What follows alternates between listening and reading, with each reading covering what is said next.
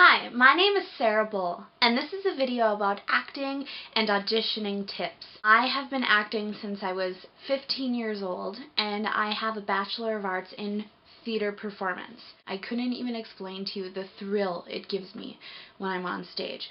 So I want to share some of the tips and tricks that I have learned as an actress, and hopefully some of these can help you. First of all, whether or not you're in high school, college, or working as a professional, you definitely want to network. You want to learn who the director is and learn about the plays that are being done, finding out where and what is happening in your area. Write down every single audition that you're interested in.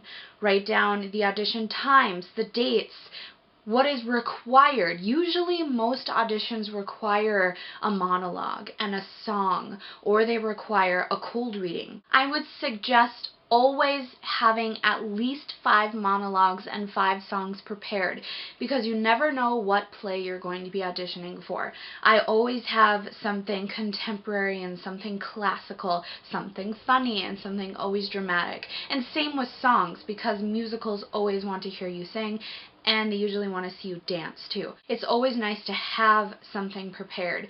And when you prepare that, make sure you do your research on your characters and who actually is the playwright and what the play is about. Because if you just memorize the monologue without reading the play, you might not understand the monologue and what it really means in context of the entire play. Don't be afraid. Jump out of the box. If you are more free to express yourself during an audition, they're going to see that. I've done acting competitions and stuff, and they prepared me for the professional world, and they said when you are in an audition, make sure that you introduce yourself very professionally. If you mess up on your intro, they're probably not going to consider you. So when you introduce yourself, when you introduce the piece you are performing, the playwright who wrote the piece, make sure that you are strong and solid in that, because you may think the intro is not very important, or you might even not need an intro. That is very wrong.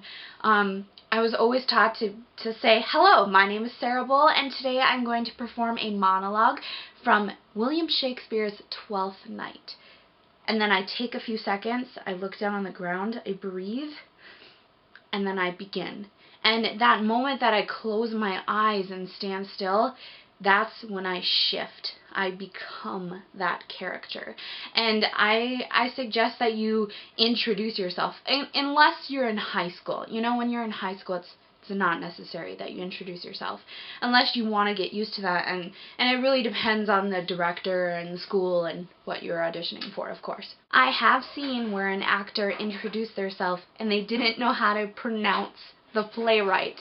That is not good. You're always going to want a really nice headshot and a resume printed out of what kind of work that you've done in the past. You don't have to spend a bunch of money on a headshot. I was signed with a talent agent when I was in college, and I did pay a lot of money for like a comp card, and that comp card had 5 pictures on it and it had a headshot in the front. It's not necessary. You just need a really nice picture. So I want to give you a few examples of some headshots of mine. When I signed with my talent agent, this is the headshot I used the most. And it's not too impressive, is it? But it's a headshot. It represents who you are. So make sure, you take a photo. This is my favorite one. I had a friend of mine take this for me. And it's a little bit more than what you need for a headshot, but it's good. It shows my face.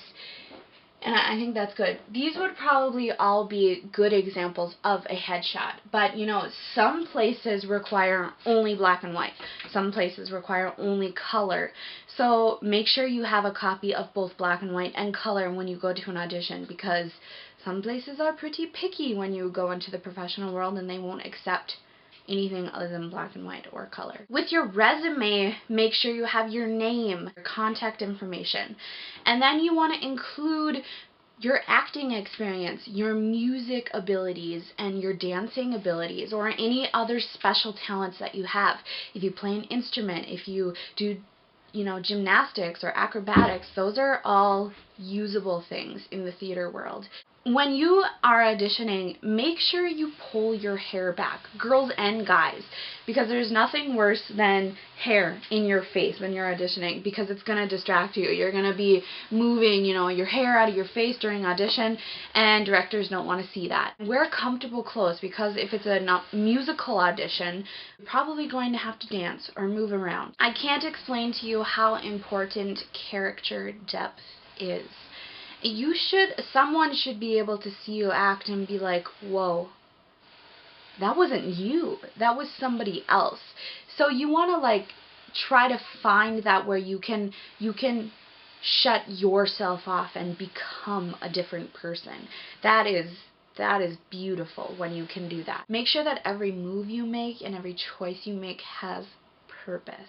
I really hope that these basic tips can help you. And if you have any questions, anything you want me to talk more about, please let me know in the comments below. The third week out of every month, I do an advice/tips video.